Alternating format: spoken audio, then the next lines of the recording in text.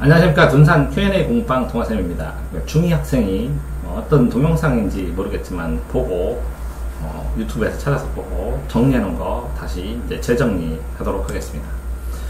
자, 호족은 뭐 지방에 있는 뭐 그 촌장이나 아니면 권력이 센 사람, 지방 귀족들, 지방에 있는 권력자들이 나중에 이제 호족으로 바뀌었다가 이 사람들이 중앙 정치에 진입해서 그 가족들이 많이 그 벼슬을 하면 이제 문벌, 그래서 가문이 재벌처럼 문벌 귀족을 형성하죠. 그게 12세기 1100년부터 1199년까지 12세기에, 그렇죠? 경원 이씨, 경원이 이게 지역이죠. 성씨는 이씨, 경원 이씨의 이자겸이라는 사람이 왕실이나 뭐 위력이 있는 그럼 다른 가문하고 결혼을 많이 했어요.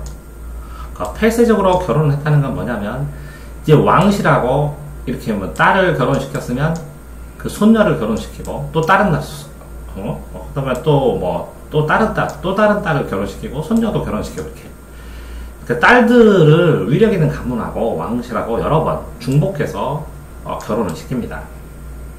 그렇게 되니까 이 가문의 힘이 세지죠. 인맥관계가 세지니까. 그래서 주요 관직을 전부 다, 중요한 관직을 전부 다 갖습니다. 이 가문이.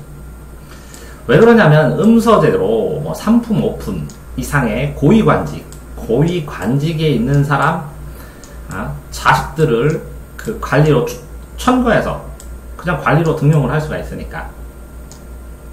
그 다음에 과거 시험을 보겠지만 그 과거 출제를 높은 관리가 하니까 힌트 주고 뭐 그러면 순식간에 관직들, 관리 직정, 이게 공무원들, 재상이나 좋은 직책을 전부 다 독점을 하겠죠. 다 가겠죠.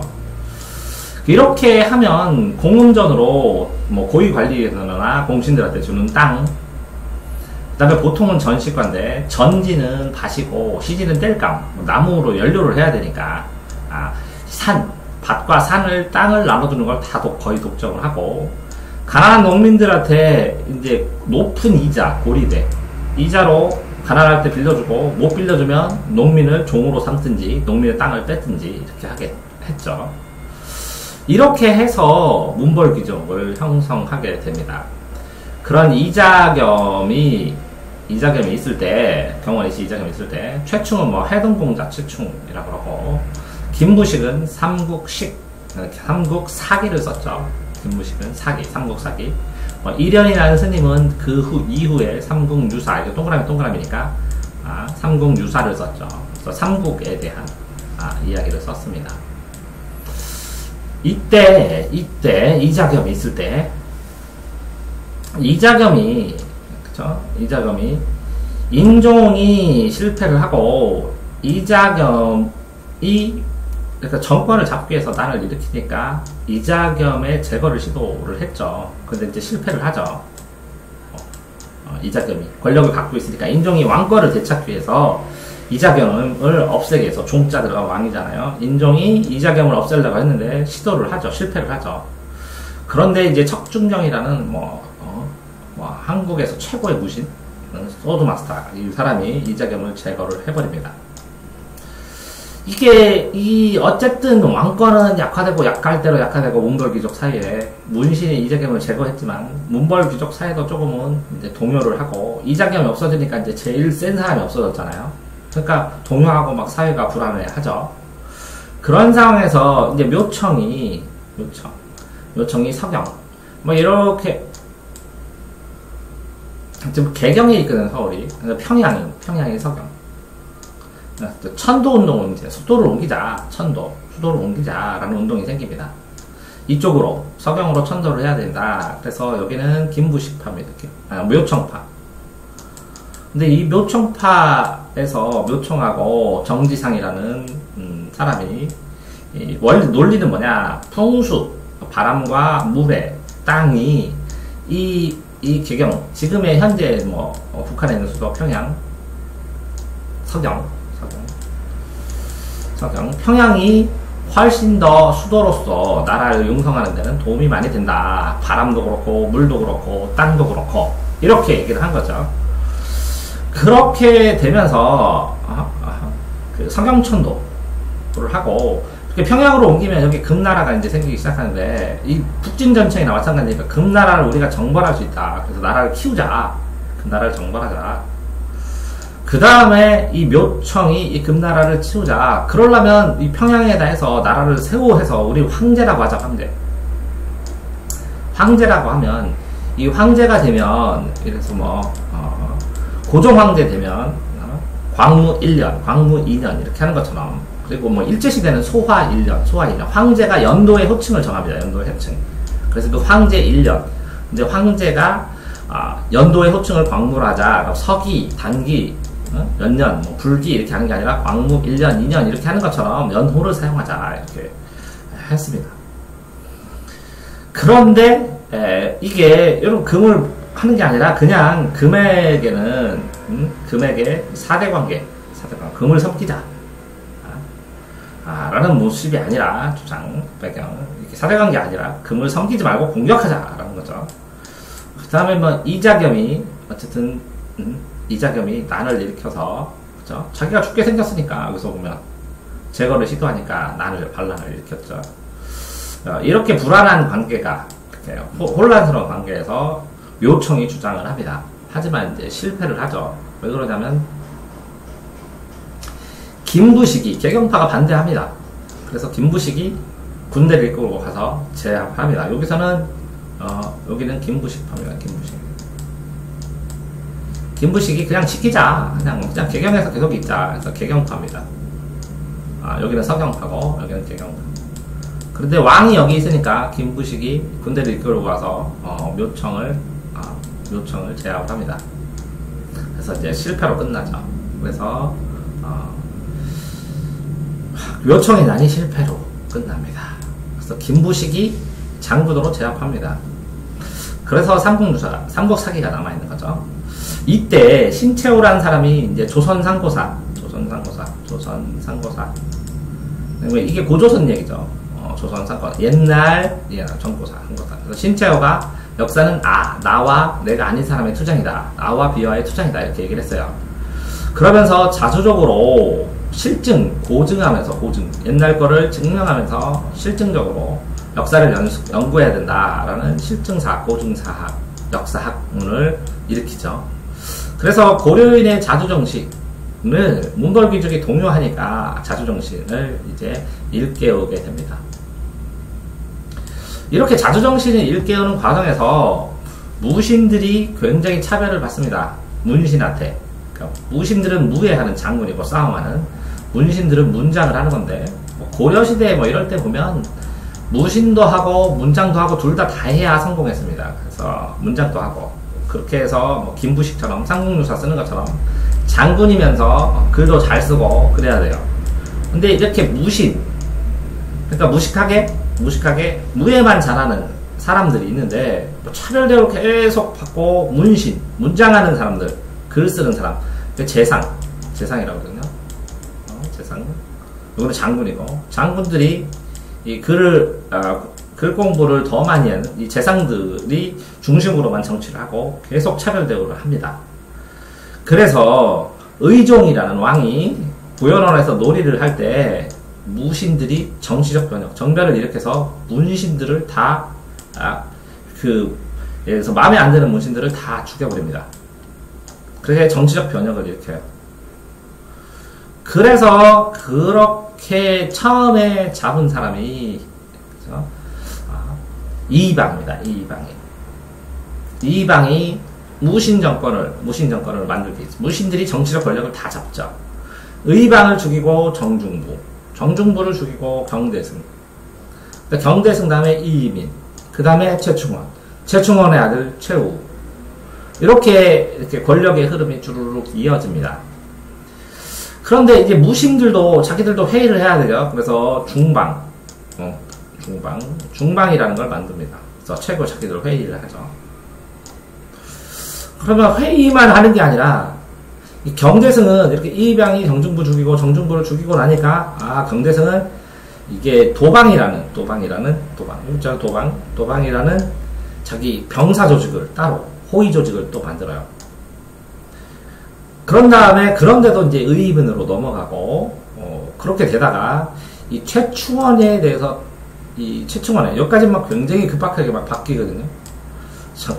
뭐 여러 명 중구난방으로 여러 장군이 바뀌다가 최충원이 60년인가 4대면 그러니까 1대 할아버지, 아버지, 아들, 손자까지 이렇게 4대 동안의 정권을 잡죠. 최씨 정권은. 이게 무신입니다. 이때 최씨 정권이 이게 중방으로는 안 되겠으니까 다시 교정해서 교정도감이라는 관청 최씨 정권의 회의 정권 그래서 정교하게 자기들 정권 최씨 정권을 유지할 수 있는 회의기구를 또 만듭니다. 정교 중교죠. 중방과 교정도감은 회의하는 기구입니다. 그 다음에 이 최후에서 돼서는 정방이라는 인사권 행정기구도 더 만들고 교정도감도 있고 정방도 있겠네요. 그 다음에 이 별도의 좌별초, 우별초, 신의군 하는 삼별초라는 군대도 또 양성을 하기도 합니다. 자, 이렇게 됐을 때 그 문신들이 조이청이라는 사람이 서경에서 묘청 지역, 묘청 약간 부르져 있었던 지역에서 조이청이 반란이 일어나서 무신들이 진압하고 또 김보당이라는 사람이 의종을 포기하자고 하면서 반란이 일어나서 또 제압하고 농민동기 무신들이 자꾸 수탈해서 뭐 뺏어 먹으니까 천민들이 천민 출신들이 무신 집권자 천민 출신들이 무신 집권자들이 싸움만 잘하면 되니까 천민 출신들이 되니까 나도 무신들이 장군도 되는데 천민들이 장군도 되는데 나도 신분 좀 올리고 싶다 하면서 농민들이 신분 상승 운동을 일으키면서 반란에 가담을 하기도 하죠. 자, 이렇게 보면 효심도 천민인데 반란을 일으켰고 망이 망소인은 형제인가 보네요. 그런데 공주에서 현재 이름이 공주고 이름이 명학소입니다. 옛날 이름이. 그러면 향소부곡이라고 해요.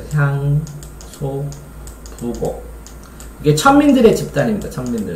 그래서 백정이나 고기 잡는 사람 아니면 광대나 그러니까 연예인들 아니면 예를 들어서 어려운 일 하는 사람들 이런데 모여있는데 이름이 향소부곡자가 붙었습니다. 그래서 명학소라는 곳에서 반란을 일으킵니다. 신문상승. 전주에서 관청의 노비인 노비도 난을 일으키고 최충원의 개인 노비인 만적이 왕이 바뀌는 걸 보니까 왕하고 후도 높은 사람이고 영의정 이런 거 재상 그러니까 높은 직이라는 게 왕이라는 것도 씨가 있는 게 아니라 나도 한번 돼보자 하고 반란을 일으켰는데 다른 노비의 밀고로 실패를 하죠.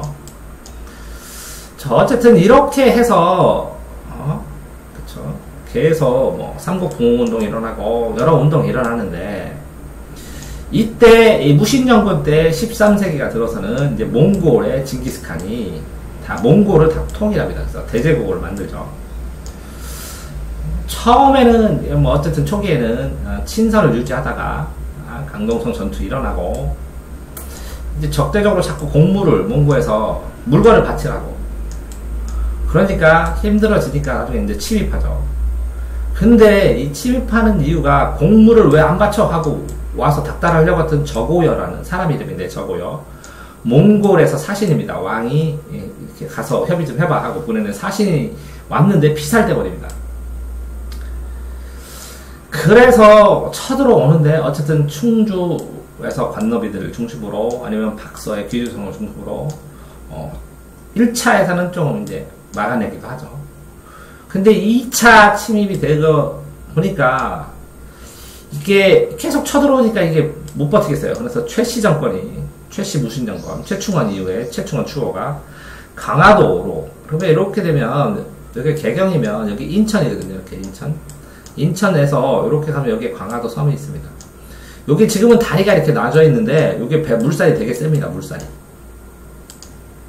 물살이 되게 세요. 물살이.